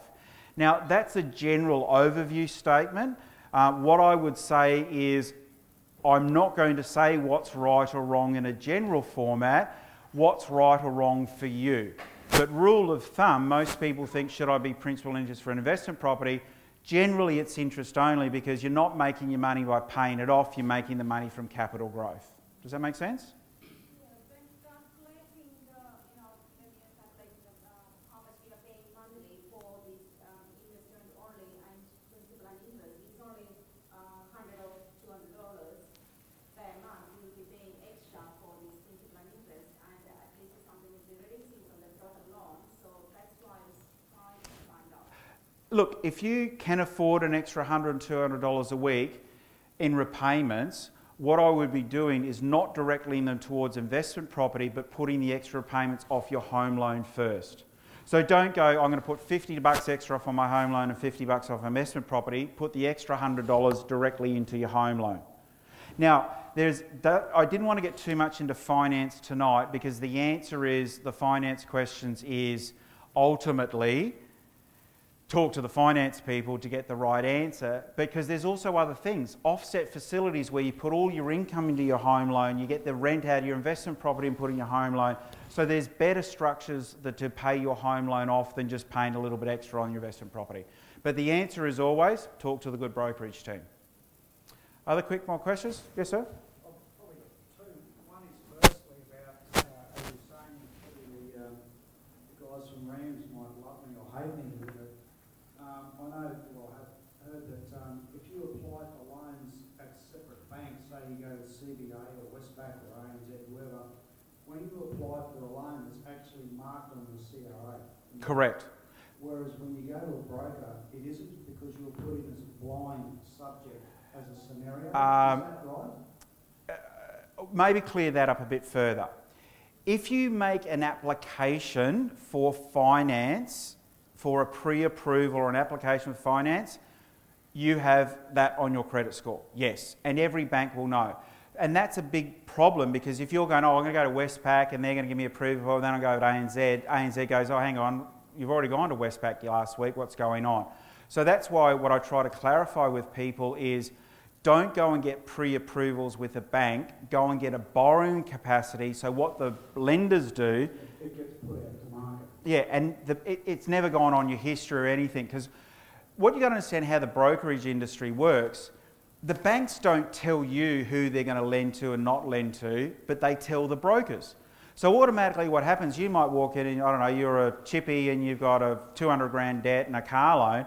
Westpac goes, I don't want any chippies anymore and I don't want to lend any more properties and blah, blah.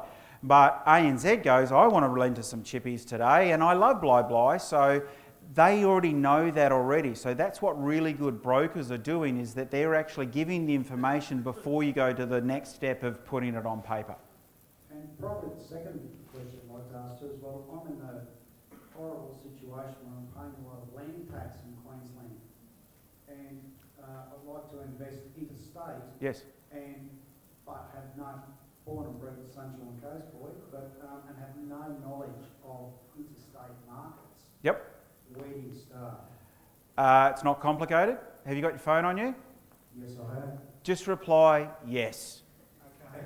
Thank you. Look, and the point is, we are national guys, right? Yes, definitely Carolans are the expert here, and if you're going to be here local, they're the team that you want to see. But that's the point with First National and First National Assist. We're national, all right? So what we're trying to do is, if you want to avoid land tax, that raises two issues. Just, yes, investing in another state, for the people that aren't aware, every state has its different category of land tax. So even though you might have reached your threshold here in Queensland, if you invest in New South Wales, then you won't get the land tax depending on what you buy. But don't invest in New South Wales to avoid land tax if you're buying a property at 500 grand and you come back 6 months later and it's worth 300 because the cycles are down. This is a real important thing with your investment strategies. You've got to take the whole picture and hold. Don't do that because, oh, I don't like this area, or don't not invest because I go, oh, well, I hate that area and, oh, bloody, that's garbage. Look at it from a complete perspective. Any other quick questions before we wrap up, guys? Yeah? Finance question? So, well, guys, well, look, thanks very much for that. Look, if we can take the time and... Oh, sorry, there was a question? Yes? Yeah, just on interest only. When you're making interest only applications, does it affect your service level? Look, what you've got to understand with finance is that are you doing interest only as a owner-occupier or an investor, and then start other things coming into consideration?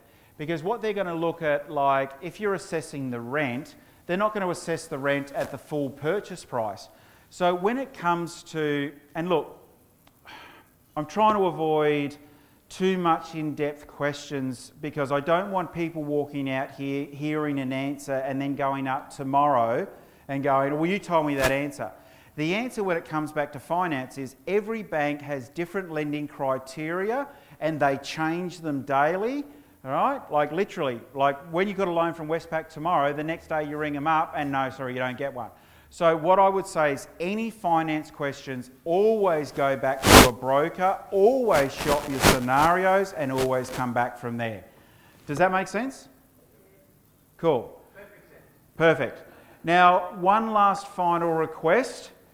If we can all give the team at Carolans a nice round of applause for putting on the night.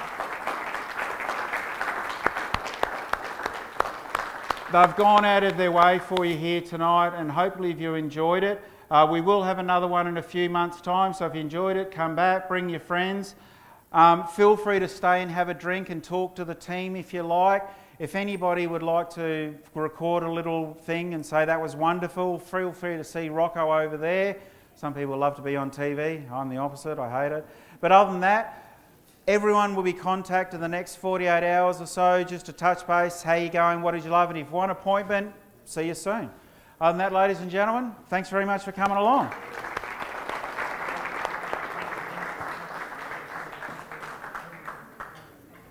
Oh, don't put too much money in the pokies on the way out.